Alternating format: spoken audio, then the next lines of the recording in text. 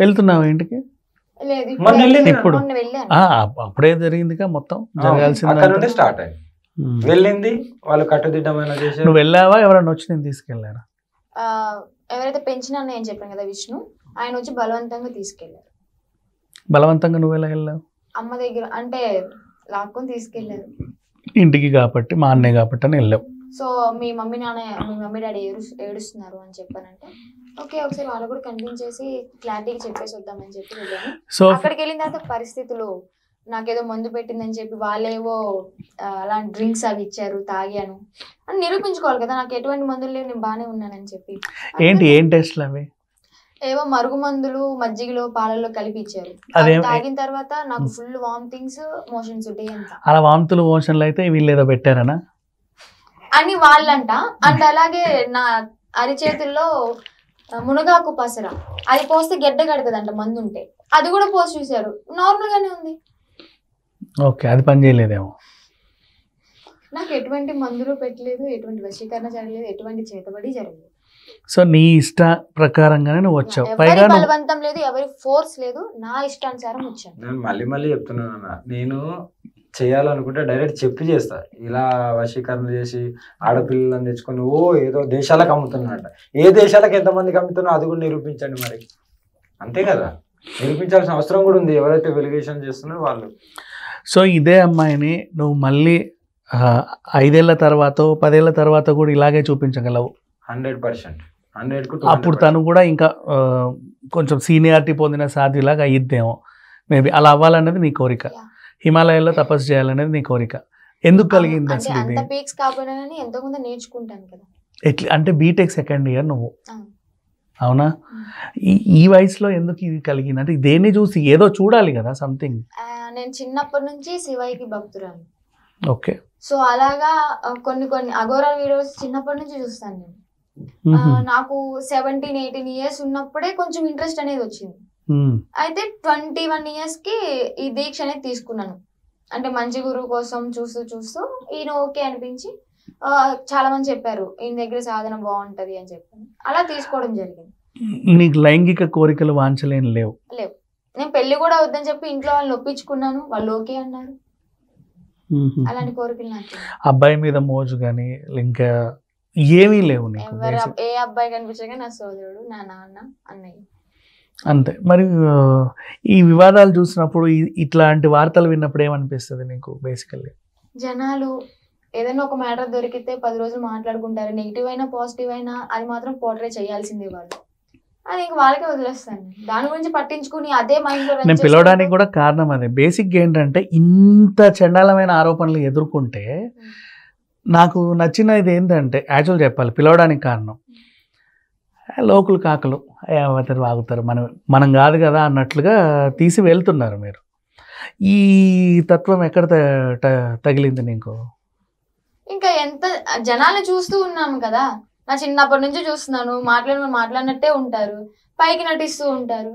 Future లో కూడా నీకు ఎప్పుడన్నా మళ్ళీ మీ అన్నయ్య వచ్చి నువ్వు అమ్మ నాన్న ఏడుస్తున్నారు రా అంటే? నా ప్రాణం పోయేంత వరకు నేను అమ్మతోనే ఉంటాను, వాళ్ళతో అస్సలు వెళ్ళను. వాళ్ళతో అంటే కన్నారు కదమ్మా.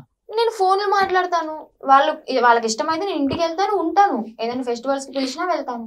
కానీ వాళ్ళు ఒప్పుకోవట్లేదే, నాతోనే ఉండాలి, నువ్వు వెళ్ళకూడదు అంటే. నాకంటూ కొన్ని ఇష్టాలు ఉంటాయి కదా, నా ఇష్టాన్ని నేను చంపుకోలేను కదా.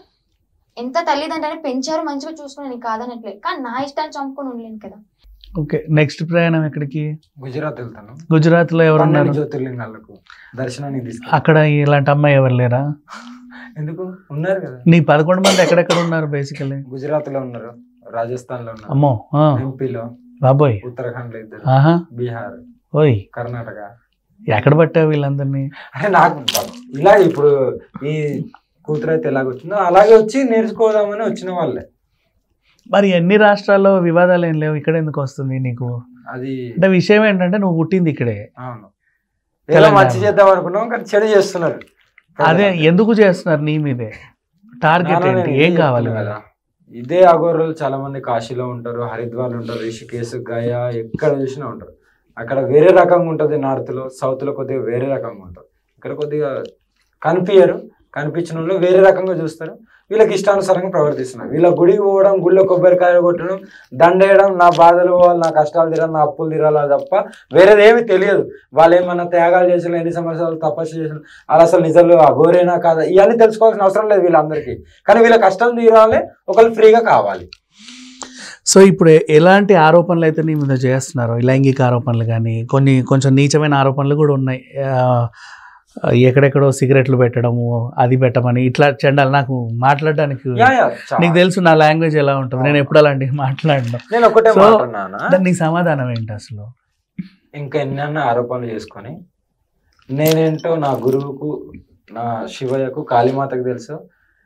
ఇంకొకళ్ళు నాకు సర్జరీ చేసిన నా డాక్టర్కి తెలుసు నేను దేనికి, ఏంటిది, ఎక్కడెక్కడ ఏం జరుగుతుంది అనేది. ఆయనకైతే అన్నీ తెలుసు కదా. మరి ఇవన్నీ ఇలాంటి ఆరోపణలు. నేను అదే చెప్పిన, బిడ్డ కూడా అదే చెప్పిన, అమ్మా నాతో వస్తున్నావు కదా, నాతో వచ్చినప్పుడు నేను తెలంగాణలో స్టార్టింగ్ నుండి నన్ను మొత్తం బ్యాడ్గా పోర్ట్రేట్ చేశారు, తట్టుకొని ముందుకెళ్తా, ఈ చెవితోనే వదిలేసాయి, ముందుకెళ్తున్నట్టు నా సాధనలో పీక్స్ లో. మరి రెచ్చగొడితే అప్పుడప్పుడు రెచ్చిపోతున్నావు, అదెందుకు? ఏంటి రెచ్చిపోతున్నావు? రెచ్చిపోతున్నావు నువ్వు. రెచ్చగొడితే ఆవేశం కలిగిస్తే కోపం వస్తుంది. కోపం కాదు, అది చిరాకు పడుతున్నావు, అంటున్నావు. అదే నేను అంటున్నా, ద టూ కోనర్స్ అతలాకుతలం చేస్తుంటది అప్పుడప్పుడు. అదే ఎందుకు చేస్తుంది అని. ఇప్పుడు నేను సురక్షితంగా ఒక ప్లేస్ లో, ఇప్పుడు నేను తెలంగాణ ఉన్నాను, రేపు పొద్దున కర్ణాటక వెళ్ళొచ్చు, లేకుంటే కేరళ వెళ్ళొచ్చు, తమిళనాడు వెళ్ళొచ్చు, నాకు నిద్ర ఉండదు, టైంకు తిండి ఉండదు. నేను భిక్షాటన చేస్తాను, ఓకేనా. హోటల్లో పోయో 5 స్టార్లో పోయో తినే రకం కాదు. ఇళ్ళల్లో ఎవరైనా భోజనానికి వెళ్తాను, లేకుంటే ఎవరైనా తెచ్చిస్తే తింటాను, ఎవరైనా పెట్రోల్ కొట్టించుకుంటాను, ఓకేనా. నిద్ర ఏదైనా చెట్టు కిందనో లేకుంటే ఇంకెక్కడనో పోయి పడుకుంటాను తప్ప ఇళ్ళల్లోనో అలా ఉండదు. ఆ పర్టికులర్ టైంలో నాకు వీళ్ళు ఫోటోలనో ఇంకోటనో ఇలా నన్ను డిస్టర్బెన్స్ చేయడం వల్ల నేను ఎందుకంటే ట్రావెల్ చేస్తూనే ఉంటాను, ఈ గుడి ఆ గుడి, అక్కడ దర్గా ఇక్కడ దర్గా, ఇలాంటివి చేస్తూనే ఉన్నాను కదా. సో ఎక్కడ పడితే అక్కడ ఉంటా అంటున్నావు, వీళ్ళకి ప్రొటెక్షన్ ఎలా ఇవ్వగలవు? నా ప్రాణం అడ్డేశాను, నన్ను నమ్మి వచ్చింది ఆడపిల్ల, రాష్ట్రం దాటి నైట్ 1 గంటకు నన్ను రీచ్ అయింది ఒక్కతే. ఆ నమ్మకం మీద వచ్చింది కాబట్టి నా ప్రాణం అడ్డేశాను, నా బిడ్డని నేను కాపాడుకుంటాను. కానీ ఈమె వెళ్తే నాకు సంబంధం లేదు, ఈమె వెళ్ళను, నేను అమ్మతోనే ఉంటా అంటే నా ప్రాణం అడ్డేశాను, నేను కాపాడతాను.